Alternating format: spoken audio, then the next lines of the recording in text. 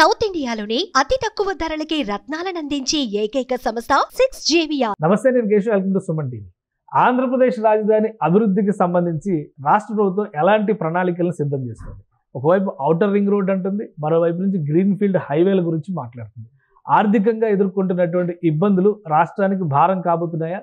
కేంద్రం అందించేటువంటి సహకారం ద్వారా ఈ ప్రాజెక్టులు కంప్లీట్ అయితే ఆంధ్రప్రదేశ్ రూపురేఖలు, ముఖ్యంగా హైదరాబాద్ అమరావతి మధ్య కనెక్టివిటీ ఏ విధంగా రూపాంతరం చెందబోతుంది? ఈ అంశంపైన విశ్లేషణ చూద్దాం. మనతో పాటు తెలుగుదేశం పార్టీ వాణిజ్య విభాగం వైస్ ప్రెసిడెంట్ కిరణ్ కలపాల గారు ఉన్నారు. కిరణ్ గారు నమస్కారం. నమస్తే. రియల్ ఎస్టేట్ అనగానే ఇప్పుడు రెండు రాష్ట్రాల్లో ఒక రకమైన స్తబ్దత ఉంది. ఆంధ్రప్రదేశ్లో అయితే ఇంతకు ముందర మరీ డల్గా ఉంది, ఇప్పుడు కొంచెం ఏదో లైట్ వెలుగుతుంది అనేటువంటి సంకేతాలు ఉన్నాయి. అమరావతి పనులు మొదలైతే ఇవి పీక్ స్టేజ్కి వెళ్తాయి అనేటువంటి విశ్లేషణ, రేట్లు పెరిగిపోయినాయి అని, ఎకరం 30 కోట్లకి వెళ్ళిపోయిందని, 40 కోట్లకి వెళ్ళిపోయింది, ఇలాంటి చర్చలన్నీ జరుగుతున్నాయి. అసలు ఏంటి వాస్తవానికి ఆంధ్రప్రదేశ్లో రియల్ ఎస్టేట్ పరిస్థితి ఎలా ఉంది ఇప్పుడు? అంటే గ్లోబల్ మార్కెట్ చూస్తేనండి ఆల్రెడీ కొద్దిగా స్తబ్దుగా ఉన్న మాట వాస్తవం. కానీ కాకపోతే దాని ఎఫెక్ట్ అమరావతి మీద ఎంత ఉంటుంది అంటే, ఆల్రెడీ చంద్రబాబు నాయుడు గారు వచ్చిన తర్వాత 2024 కూటమి ప్రభుత్వం ఘన విజయం తర్వాత ఒక పాజిటివ్ దృక్పథం అనేది ప్రజల్లో కలిగిందండి. ఎందుకంటే గత 5.5 సంవత్సరాలు అంటే ఒక రియల్ ఎస్టేటే కాదండి, ఏ రంగం కూడా ఆంధ్రప్రదేశ్లో బాగాలేదు. అంటే కంపారిటివ్లీ హైదరాబాద్తో పోల్చి చూస్తే జగన్మోహన్ రెడ్డి గారు ఎప్పుడైతే 2019లో ముఖ్యమంత్రిగా అడుగుపెట్టాడో ఆ రోజే ఒక భస్మాసుర అస్త్రంలాగా రాష్ట్రం మీద కన్నేసి, ఎవరు ఇన్వెస్టర్లు కాదు కదా, ఎవ్వరు అసలుకి ఆఖరికి సొంత రాష్ట్రంలో ఉన్న ప్రజలు కూడా 5 ఏళ్ళు వెళ్ళలేని పరిస్థితి. ఎందుకంటే ఇన్వెస్ట్మెంట్ల సంగతి తర్వాత అండి, సొంత ఊర్లకు కూడా వెళ్ళలేని పరిస్థితి. ఈయన చేసిన అఘాయిత్యాలు కానివ్వండి, అగడాలు కానివ్వండి, అన్నీ. ఇక తర్వాత ఈ 5 ఏళ్లలో తెలంగాణలో ఉన్న భూములు విపరీతంగా పెరిగిపోయాయండి. ఎందుకంటే అప్పుడు దాకా టీఆర్ఎస్ మీద ఒక 5 ఏళ్ళు నమ్మకంతో ప్రజలు ఉంటే, ఎప్పుడైతే జగన్మోహన్ రెడ్డి వచ్చాడో ఈ తర్వాత మళ్ళీ టీఆర్ఎస్ సెకండ్ టైం వాళ్ళ పంట పండిందండి. రైజ్ అవడం కూడా మామూలు రైజ్ కాదండి, దీన్ని వాళ్ళు అడ్వాంటేజ్గా మార్చుకున్నారు. ఎలా అంటే బీఆర్ఎస్ నాయకులు ప్రతి ఒక్కరూ కొన్ని వేల కోట్లకు అధిపతులు అయిపోయారు. ఎలా షార్ట్ టైంలో. ఎందుకంటే అక్కడ అసలు ఏపీలో మార్కెటే లేదు.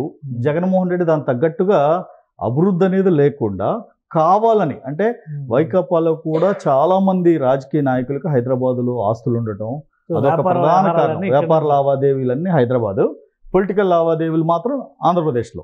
అంటే ఆంధ్రప్రదేశ్ని ఎందుకు పనికి రాని ఒక రాష్ట్రంగా తయారు చేయాలని జగన్మోహన్ రెడ్డి కంకణం కట్టుకుని డైరెక్ట్గా కానీ ఇండైరెక్ట్గా కానీ రాష్ట్రాన్ని సర్వనాశనం చేసి ఇటు తెలంగాణ పెరిగేటట్టు, ఆ రోజు ఉన్న కేసీఆర్ కానీ జగన్మోహన్ రెడ్డికి ఉన్న చీకటి ఒప్పందంలో భాగంగా ఆంధ్రప్రదేశ్ని కిల్ చేశారు, ఇటు తెలంగాణని విపరీతంగా లేపేశారు. తర్వాత ఈ 2024-23లో కాంగ్రెస్ విజయం, అలానే 24లో ఇది తెలుగుదేశం పార్టీ కూటమి విజయం తర్వాత తారుమారు అయిపోయిందండి. మీరు గత ఆల్మోస్ట్ 10 నెలల కాలం చూస్తే హైదరాబాద్లో కూడా మార్కెట్ లేదు కనీసం. అంటే హైడ్రా అంటారు కానీ హైడ్రా ఒకటే కాదండి, హైడ్రా తీసుకొచ్చింది రేవంత్ రెడ్డి గారు ఒక పర్పస్ కోసం. అంటే హైదరాబాద్లో భూగర్భ జలాలు పెరగాలి అంటే కుంటలు, చెరువులు, ఇవన్నీ నాలాలు అక్రమంగా ఎవరైతే కట్టడాలు కట్టారో వాటి మీద టార్గెట్, కానీ రియల్ ఎస్టేట్ మీద టార్గెట్ కాదండి. అది జనాలు అర్థం కాక చాలామంది హైడ్రా ఎఫెక్ట్ అంటున్నారు. హైడ్రాకి రియల్ ఎస్టేట్ మార్కెట్కి సంబంధం లేదు. ఎవరైతే చెరువులు మూసేసి బిల్డింగ్లు కట్టి వాళ్ళు అక్రమంగా కట్టి, అంటే దానికి సహకరించిన గవర్నమెంట్ ఉద్యోగులు, టౌన్ ప్లానింగ్ వాళ్ళు కానివ్వండి, రెవెన్యూ డిపార్ట్మెంట్ కానివ్వండి, జిహెచ్ఎంసీ కానివ్వండి, వాళ్ళందరూ దాంట్లో భాగమే. వాళ్ళందరూ అక్రమంగా అంటే కొంత డబ్బులు ముట్ట చెప్తే ఎన్ఓసీలు ఇచ్చేశారు, కట్టేశారు, అయిపోయింది. వాళ్ళ టార్గెట్టే. కానీ ఎందుకంటే ఈ రోజున హైదరాబాద్లో 2012లో ఏదైతే నీరు హైదరాబాద్కు వచ్చిందో, కృష్ణా గోదావరి జలాలు, ఆ రోజు ఉన్న డిమాండ్ని బట్టి, అంటే ఆ రోజు డిమాండ్ తక్కువ ఉంది, వాటర్ సప్లై ఎక్కువ ఉంది. ఈ రోజున 2012 నుండి ఇప్పటి వరకు, అంటే ఈ 12 సంవత్సరాల కాలంలో హైదరాబాద్ డిమాండ్ పెరిగింది. సప్లై ఏదైతే ఉందో 2012లో అదే సప్లై ఇప్పుడు కొనసాగుతుంది. సో అందుకనే హైదరాబాద్కి వాటర్ ప్రాబ్లం ఇప్పుడు వస్తుంది. అది గమనించే రేవంత్ రెడ్డి గారు ఏం చేశారంటే, వర్షాలు పడినప్పుడు ఆ జలాలు మిగులు జలాలు ఏ అయితే ఉన్నాయో ఊరికే వృధాగా పోకుండా భూగర్భ జలాలను పెంచాలి, చెరువులు కుంటలు ఉండాలి. హైదరాబాద్లో ఈ రోజున 7,000 చెరువులు అక్రమానికి గురైనాయండి. 7,000 చెరువులు. అంటే 7,000 చెరువులు కనుక ఉండాల్సి వస్తే వర్షం పడిన నీరు భూమిలో ఇంకిపోయి తర్వాత మిగులు ఏదైతే ఉందో కుంటల్లో చెరువుల్లోకి వెళ్తే ఆటోమేటిక్గా భూగర్భ జలాలు ఉంటాయి. వాటిని దృష్టిలో పెట్టుకుని హైడ్రాని తీసుకొస్తే లేదు ప్రభుత్వ అంటే పార్కులు లేఅవుట్స్ వేసిన తర్వాత పార్కులు కబ్జా గురవుతున్నాయి, ప్రభుత్వ స్థలాలు కబ్జా గురవుతున్నాయి అని ఆయన హైడ్రాని తీసుకొస్తే దానికి రియల్ ఎస్టేట్తో లింక్ పెట్టారు. ఓకే, అయితే ఇక్కడ గ్లోబల్గా ఉన్న మార్కెట్ ఏదైతే ఉద్యోగుల కొరత కానివ్వండి, ఉద్యోగ అవకాశాలు లేకపోవడం అమెరికాలో కానీ ఈ రోజున అంత టెక్నాలజీ అండి, ఎవ్రీ టైం టెక్నాలజీ అనేది ఈ రోజున మైక్రోసాఫ్ట్ కూడా లాస్ట్ 5 yearsలో క్లౌడ్ టెక్నాలజీ తీసుకొచ్చి ఇప్పుడు మళ్ళీ ఏఐకి వచ్చింది. అలా ఎవ్రీ 5 yearsకి మారుతూ ఉంటుందండి. గతంలో మీరు చూస్తే టెస్టింగ్ టూల్స్ ఉండేది, దానికి ముందు C++ ఉండేది, విజువల్ బేసిక్ ఉండేది. అలానే ఇప్పుడు చూస్తే ఏఐ అప్గ్రేడ్ అవుతుంది ఎవ్రీ 5 yearsకి. ఇప్పుడున్న ఏఐ ఆఫ్టర్ 5 years ఉంటుందా? ఉండదండి. ఇప్పుడు రేపొద్దున రోబోటిక్ టెక్నాలజీ వచ్చేస్తుంది. అంటే మనుషులు లేకుండానే పనులు చేయటం, మనుషులు లేకుండానే మొత్తం యాంత్రికంగా పనిచేసే అవకాశాలు మెండుగా ఉన్నాయి. అలాంటప్పుడు ఈ ఐటీ అనేది ఎప్పుడు శాశ్వతం కాదండి. ఈ రోజున డొనాల్డ్ ట్రంప్ కూడా ఈరోజు అమెరికా ప్రెసిడెంట్ అయిన తర్వాత మ్యానుఫ్యాక్చరింగ్ మనం ఏదైతే మిస్ అయ్యామో గత 20-30 ఏళ్లలో ఇప్పుడు మళ్ళీ అంటే ఇప్పుడు అమెరికా చూస్తే మీరు ప్రతిదీ వేరే కంట్రీ నుండి ప్రోడక్ట్ని ఇంపోర్ట్ చేసుకుని అంటే అక్కడ వాళ్ళ కంట్రీ నీట్గా క్లీన్ అండ్ నీట్గా ఉండాలనే కాన్సెప్ట్తో ప్రతిదీ చైనా, ఇండియా, బంగ్లాదేశ్, వియత్నాం ఇలా వేరే దేశాల మీద ఆధారపడింది. ఈ రోజున ఎప్పుడైతే అదేంటి మ్యానుఫ్యాక్చరింగ్ లేదని డిసైడ్ అయ్యాడో ఇప్పుడు రియలైజ్ అయ్యి మ్యానుఫ్యాక్చరింగ్ యూనిట్స్ మనం యూఎస్లోనే పెట్టాలి అని కంకణం కట్టుకున్నాడు. అంటే ఎవరికి ఇక్కడ మార్కెట్ ఎవర్ గ్రీన్ మార్కెట్ ఏదండి? మ్యానుఫ్యాక్చరింగ్. ఈ రోజున చైనా చూస్తే మీకు కంప్లీట్గా వితౌట్ ఐటీ ఈ రోజున వరల్డ్ నెంబర్ 1గా చైనా ఉంది. ఎందుకు ఉంది అంటే బికాస్ ఆఫ్ వాళ్ళు మ్యానుఫ్యాక్చరింగ్లో టాప్ అండి, మార్కెట్ లీడర్స్ వాళ్ళు. అలా ఈ రోజున ట్రంప్ కూడా గ్రహించి ఈవెన్ ఐఫోన్ కూడా చైనాలో మీకు మ్యానుఫ్యాక్చరింగ్ అయితే అసెంబ్లింగ్ యూనిట్ వచ్చి కాలిఫోర్నియాలో ఉంది. అంటే అక్కడ వాళ్ళు ఏది తయారు చేయాలండి, ఈవెన్ చిన్న షర్ట్ బటన్ దగ్గర నుండి పిన్ వరకు మొత్తం వేరే కంట్రీస్లో అవుతాయి. ఈ రోజున యూఎస్కి మార్కెట్ లేదు. ఈ రోజున ఉద్యోగం రేపొద్దున రాబోయే 10 ఏళ్లలో అమెరికా పరిస్థితి ఎంత ఘోరాతి ఘోరంగా ఉంటుందంటే ఆ డాలర్ డ్రీమ్స్ అనేవి చెప్పుకోవటానికే కానీ వాళ్ళు పడే కష్టాలు అంత ఇంత కాదండి. అంటే గతంలో వెళ్ళిన వాళ్ళు ఏదో విధంగా సెటిల్ అయిపోతారు.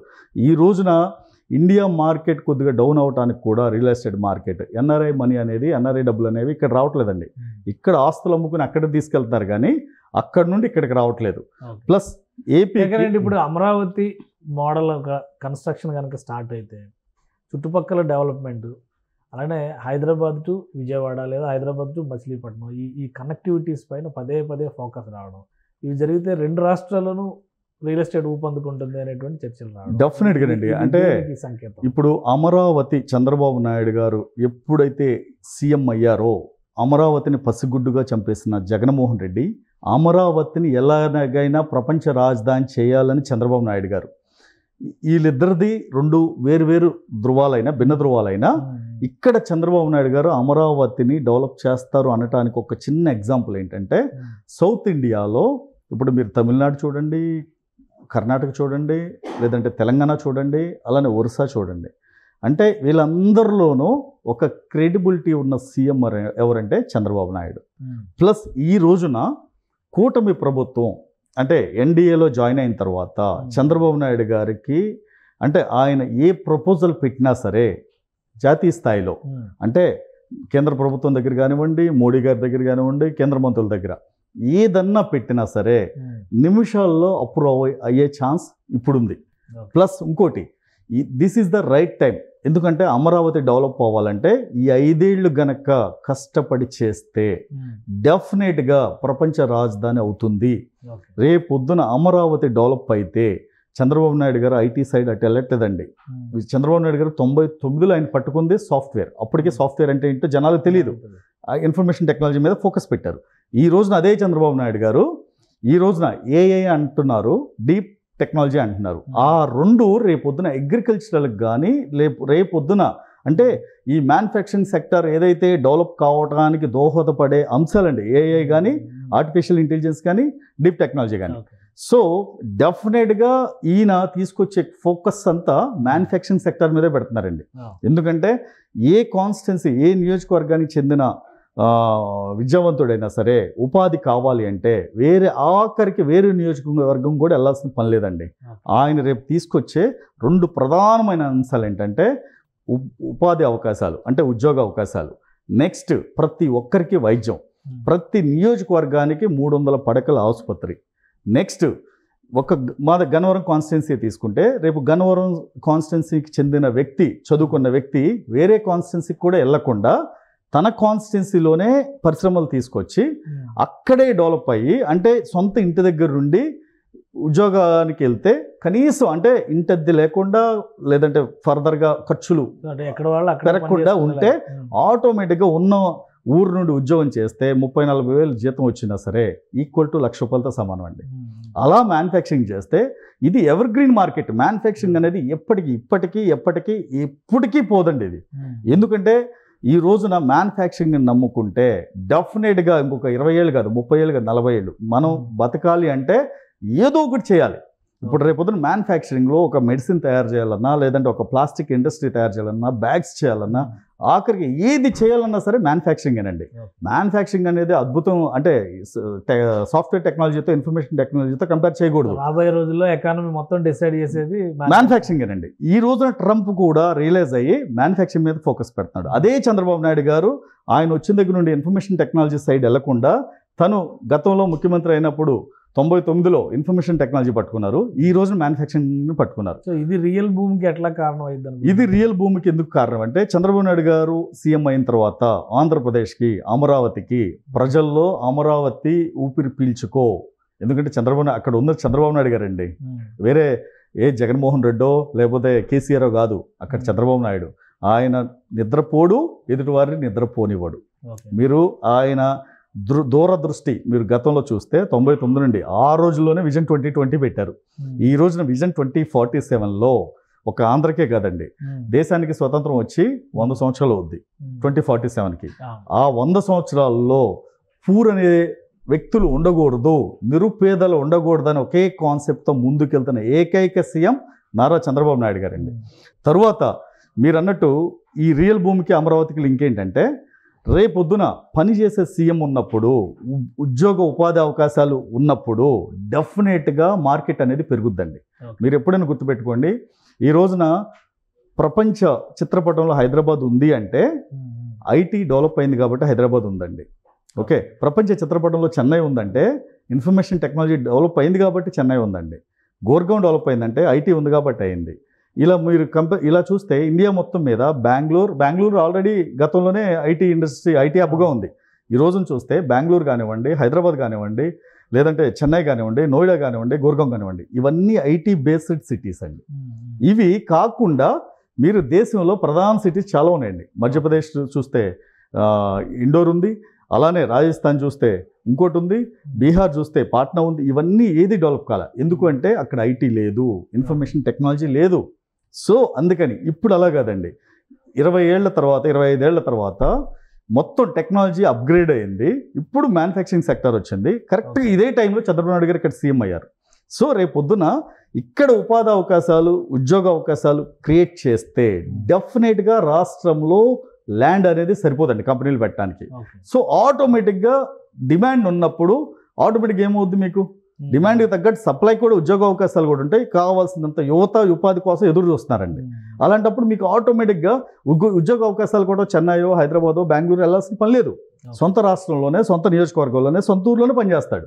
మీకు ఆటోమేటిక్గా డిమాండ్ అనేది అప్పుడు వచ్చినప్పుడు రియల్ ఎస్టేట్ మార్కెట్ అనేది పెరుగుద్ది డెఫినెట్గా.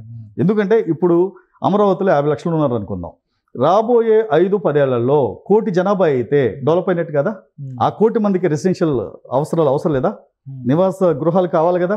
తరువాత 50 లక్షల ఉద్యోగాలు వచ్చినాయి అంటే దానికి డైరెక్ట్గా కానీ ఇండైరెక్ట్గా కానీ హౌస్ కీపింగ్ స్టాఫ్ కానీ, సెక్యూరిటీ స్టాఫ్ కానీ, భవన నిర్మాణ కార్మికులు కానీ, లేదు అంటే హోటల్ ఇండస్ట్రీ కార్మికులు కానీ, వీళ్ళందరికీ ఉపాధి అవకాశాలు కావాలి. వాళ్ళ లెవెల్లో వాళ్ళకి మళ్ళీ నివాస గృహాలు కావాలంటే ఆటోమేటిక్గా మీరు ఒకటే గుర్తండి, బంజారాహిల్స్ అంచనా ప్రకారం ఎప్పటికీ ఈ పనులు మొదలవుతాయి, ఎప్పటికీ రూపురేఖలు వస్తాయి ఇండస్ట్రీలో కానీ. రేపు ఏప్రిల్ ఎండ్ కానీ మే 1 నుండి అమరావతి రాజధాని పనులు జోరుగా ఊపందుకుంటాయండి. First outer ring road, outer ring రోడ్ని ఆల్రెడీ ఫైనల్ చేశారు. చాలా టైం పడుతుంది కదా, 4 ఏళ్ళు అంటే ఒకటండి, 4-5 ఏళ్ళు అంటే చంద్రబాబు నాయుడు గారు ఈసారి గతంలో లాగా భిన్నంగా ఆలోచిస్తున్నారు. గతంలో మనం మొదలుపెట్టి అయిపోయిన తర్వాత నెక్స్ట్ పార్టీ ఏదొస్తుందా అన్న ఆలోచనలో సందిగ్ధంలో ఉండేవాళ్ళు. మళ్ళీ గెలవాలి అంటే మధ్యలో దీన్ని పెట్టి వెళ్ళాలని. గతంలో ఆ పొరపాటు జరిగింది. అంటే ఆయన రాజధాని పనులు కానీ అవన్నీ మధ్యలో మొదటి నుండి స్టార్ట్ చేయకుండా మధ్యలో స్టార్ట్ చేసి అన్నీ సగం సగం అయ్యేటప్పటికి ఏమైందంటే ప్రజల్లో కానీ ప్రతిపక్ష ఆ రోజు జగన్మోహన్ రెడ్డి కానీ దాన్ని అడ్వాంటేజ్గా తీసుకుని దానికి కోడికత్తి కేసు, వివేకానంద రెడ్డి మర్డర్ని ఇవన్నీ కలిపి ఆ రోజున లబ్ధి పొందాడు. ఈసారి అలాంటి పరిస్థితి లేదండి. ఈరోజు జగన్మోహన్ రెడ్డి మీరు జాకీలు పెట్టినా లేపినా సరే లేచే పరిస్థితి లేదు. ఎందుకంటే ఒక పెద్ద అవినీతి పరుడని ప్రజలందరూ అనుకుంటున్నారు. ఇంకా సమయం ఉంది, కానీ ఇప్పుడు నిర్మాణాలు జరగాలంటే కూడా అంటే ఈ రోజు ఔటర్ రింగ్ రోడ్ కూడా మీరు గతంలో ఆర్థిక పరిస్థితి ఇవన్నీ కూడా ఇన్ఫ్లుయెన్స్ చేస్తాయి కదా. అదే ఇప్పుడు ఈ రోజున ఔటర్ రింగ్ రోడ్ కంప్లీట్ చేయాలంటే సరిగ్గా చంద్రబాబు నాయుడు గారు దృష్టి పెడితే 2 సంవత్సరాల్లో కంప్లీట్ చేస్తారండి. 6 కాంట్రాక్టర్లను ఫైనలైజ్ చేస్తున్నారని మాకు వినిపిస్తుంది. 6 ప్యాకేజీలుగా ఇప్పుడు ఉన్న 185 కిలోమీటర్లని 6 ప్యాకేజీలుగా ఇచ్చేస్తే 6 కాంట్రాక్టర్లను ఒక్కొక్క ప్యాకేజీ కింద మీరు క్లస్టర్ కింద డివైడ్ చేస్తే 6 చోట్ల పనులు మొదలు పెడితే మీకు ఆటోమేటిక్గా అయిపోద్ది. తర్వాత నిర్మాణ రంగం అంటారా, ఇప్పుడు ఐఏఎస్లకు కానీ ఐపీఎస్లకు కానీ అక్కడ ఉన్న ప్రభుత్వ అధికారులకు కానీ ఎల్ఎన్టీ ఉంది, షాపూర్ పల్లంజీ ఉంది, పెద్ద పెద్ద నిర్మాణ సంస్థలు నవయుగం ఉంది, ఇలా పెద్ద పెద్ద నిర్మాణ సంస్థలు ఉన్నాయి. వాళ్ళు లాస్ట్ టైం చేసింది కూడా ఈ కంపెనీలే కదా. ఇప్పుడు అంటే మరి ఈ కంపెనీలు అంటేనండి ఇప్పుడు వాళ్ళు పెద్ద నిర్మాణ సంస్థలు. వాళ్ళు గతంలో జగన్మోహన్ రెడ్డికి పనిచేస్తారు, ఇప్పుడున్న చంద్రబాబు నాయుడు గారు పనిచేస్తారు. వాళ్ళది ఏంటంటే కార్పొరేట్ వ్యవస్థ కాబట్టి ఇక్కడ రాజకీయ పార్టీలు ఏ ఉన్నా వాళ్ళకి అనవసరం. వాళ్ళు ఏ ప్రభుత్వం ఉన్నా వాళ్ళు కాంట్రాక్టులు వస్తాయి, ఏ ప్రభుత్వం ఉన్నా వాళ్ళు పనిచేస్తారు. సో ఇలాంటి పెద్ద పెద్ద నిర్మాణ సంస్థలు ఏంటంటే ఈ కార్పొరేట్ కల్చర్ ఉన్న వాళ్ళు ఏ ప్రభుత్వానికి అనుకూలంగా ఉండరు, ఏ ప్రభుత్వానికి వ్యతిరేకంగా ఉండరు. సో డెఫినెట్గా మీరు 2027 డిసెంబర్ కల్లా సరే అమరావతి ఆల్మోస్ట్ 70-80% కంప్లీట్ అయ్యి రూపురేఖలు వచ్చి ఉపాధి అవకాశాలు కూడా అమరావతిలో ఉండే విధంగా చంద్రబాబు నాయుడు గారు ప్లాన్ చేస్తున్నారండి. సో దానికి తగ్గట్టుగానే మిగతా భూమి కూడా పెరిగే అవకాశం డెఫినెట్గా అలానే పెరుగుద్దండి. మీకు అమరావతికి కనెక్టివిటీ కోసం మీకు ఆల్రెడీ విజయవాడ నుండి గొల్లపూడి బైపాస్ మీద గుండా ఒక బ్రిడ్జ్ పడుతుంది కృష్ణా రివర్ మీద. సెకండ్ ఇబ్రహీంపట్నం మీద ఐకానిక్ బ్రిడ్జ్ ఒకటి. నెక్స్ట్ థర్డ్ కంచీచర్ల దగ్గర వైకుంఠపురం బ్రిడ్జ్ ఒకటి పడుతుంది. ఫోర్త్ మీకు అచ్చంపేట నుండి జగ్గేపేటని కనెక్ట్ చేయడానికి ఒక బ్రిడ్జ్ ఒకటి పడుతుంది. Next outer ring road bridge ఒకటి వస్తుంది. మీకు ఆటోమేటిక్గా ఈ మధ్యలో రివర్ ఏదైతే 4 కిలోమీటర్స్ ఉందో రివర్ డిస్టెన్స్, దాని మీద 5 బ్రిడ్జిలు పడితే ఆటోమేటిక్గా ఇటు అటు పెద్ద తేడా లేదండి. సో కనెక్టివిటీ వచ్చేస్తుంది, రాజధాని కనెక్టివిటీ వస్తుంది.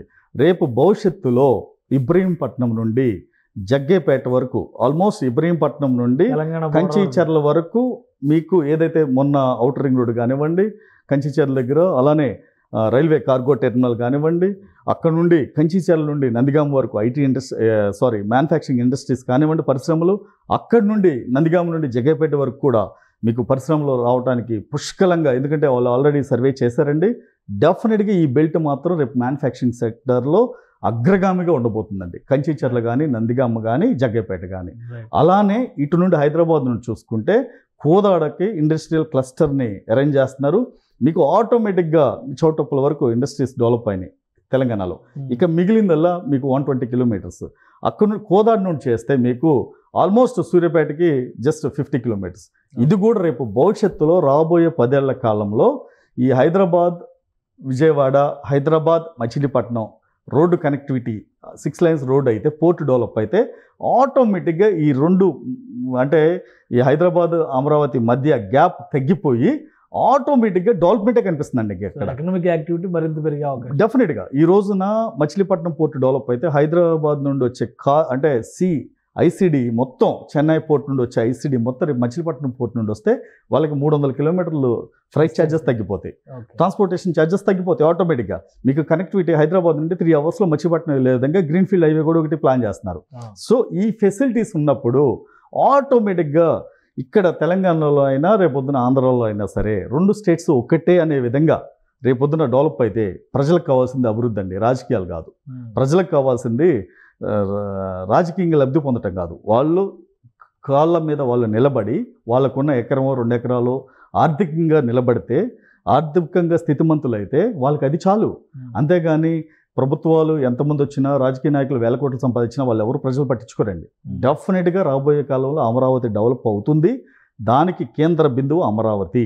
విజయవాడ మీదకుండా, విజయవాడకి మీరు ఎటు చూసినా సరే మీరు పెద్ద రేడియస్ వేసుకుంటే విజయవాడ నుండి మీకు విజయవాడ, అమరావతి, గుంటూరు 3 కలిసిపోతాయండి. రేపు ఫ్యూచర్లో విజయవాడ కేంద్రం అయ్యి అమరావతి మీకు ఎటు చూసిన 50 కిలోమీటర్లు అండి. ఇటు నందిగాం వరకు, అటు వచ్చి గుంటూరు మీద కూడా చిలకలూరుపేట, అటు నుండి ఉయ్యూరు, మచిలీపట్నం, ఇటు వచ్చేసి ఆల్మోస్ట్ జంక్షన్ వరకు డెఫినెట్గా ఒక అతి పెద్ద సిటీ అవ్వబోతుందండి అమరావతి. ఇంకొకటి ప్రపోజల్ కూడా ఉందండి, అదే సెల్ఫ్ ఫైనాన్స్డ్ సిటీ, అదే ఫైనాన్షియల్ హబ్ అయ్యే అవకాశం ఉండదు. ఇప్పుడు రేపు ఫ్యూచర్లో కూడా అమరావతిని కూడా గరుడ అని నామకరణం చేయబోతున్నారండి. Greater Amaravati rural urban development authority, గరుడ.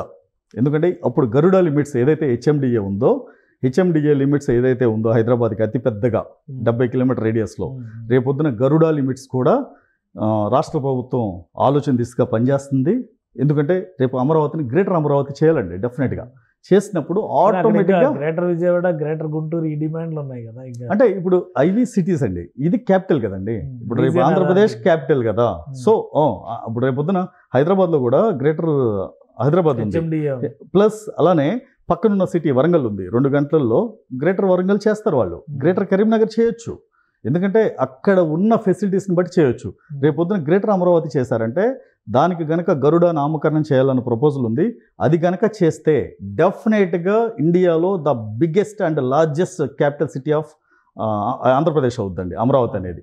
అది ఆ దిశగా ప్రభుత్వం అడుగులు వేస్తుందా, లేదంటే ఓన్లీ ప్రపోజల్ దశలో? లేదు, చంద్రబాబు నాయుడు గారు ఉన్నారంటే చెప్పాను కదండి, ఆయన నిద్రపోడు, ఎదుటివారు నిద్రపోనివాడు. సో ఆయన పనిచేసే ముఖ్యమంత్రి కానీ కాలక్షేపం చేసే ముఖ్యమంత్రి కాదు. ఆయన ఈ రోజుకి మార్నింగ్ 6 గంటల నుండి అర్ధరాత్రి 12 గంటల వరకు పనిచేసే ముఖ్యమంత్రి. జగన్మోహన్ రెడ్డి లాగా 10 గంటలు బయటకు వచ్చి 5 గంటలకి దుకాణం సర్దేసే ముఖ్యమంత్రి కాదండి. ఎందుకంటే ఈయన దగ్గర ఐఏఎస్లు అలాగే పనిచేస్తారు, ఐపీఎస్లు అలాగే పనిచేస్తారు, పొలిటీషియన్స్ కూడా అలాగే పనిచేస్తారు, రాజకీయ నాయకులు కూడా. చంద్రబాబు నాయుడు గారు అలాగే పనిచేస్తారు. సో పనిచేసే ముఖ్యమంత్రి ఉంటే ప్రజలు 3 కాలాల పాటు ఆదరిస్తే రాష్ట్రం డెవలప్ అవుద్ది. ప్రజలు ఈసారి ఆ దిశగా 2029లో చంద్రబాబు నాయుడు గారు వచ్చి ఓటు అడగకపోయినా ప్రజలు ఓటు ద్వారా మద్దతు తెలపాలి. అది. థ్యాంక్ యూ కిరణ్ గారు. ఇది ఆంధ్రప్రదేశ్ అభివృద్ధికి సంబంధించి అలానే రియాలిటీ రంగానికి ఊపిచ్చేటువంటి అంశంగా ఇది కనిపిస్తుంది. గరుడ అనేటువంటి వ్యవస్థను ఏర్పాటు చేసే దిశగా ఆంధ్రప్రదేశ్ ప్రభుత్వం వ్యూహాత్మక ప్రణాళికలను సిద్ధం చేసింది. అమరావతి కేంద్రంగా చుట్టుపక్కల 50 కిలోమీటర్ల రేడియస్లో మొత్తం అభివృద్ధి దిశగా నడిపించేటువంటి ప్రణాళిక ఇది. అలానే ఆంధ్రప్రదేశ్ నుంచి తెలంగాణ వరకు, హైదరాబాద్ నుంచి మచిలీపట్నం వరకు గ్రీన్ ఫీల్డ్ హైవే వస్తే కనుక ఈ బెల్ట్ మొత్తం కూడా ఇండస్ట్రియలైజేషన్ విషయంలో, మ్యానుఫ్యాక్చరింగ్ ఇండస్ట్రీస్ హబ్గా మారేటువంటి విషయంలో కూడా ముందడుగు పడుతుందని కిరణ్ గారు విశ్లేషిస్తున్నారు. ఇది special discussion. Keep watching. Suman టీవీలో మీ పర్సనల్ అండ్ బిజినెస్ ప్రమోషన్స్ కోసం కింది నెంబర్కి కాంటాక్ట్ చేయండి.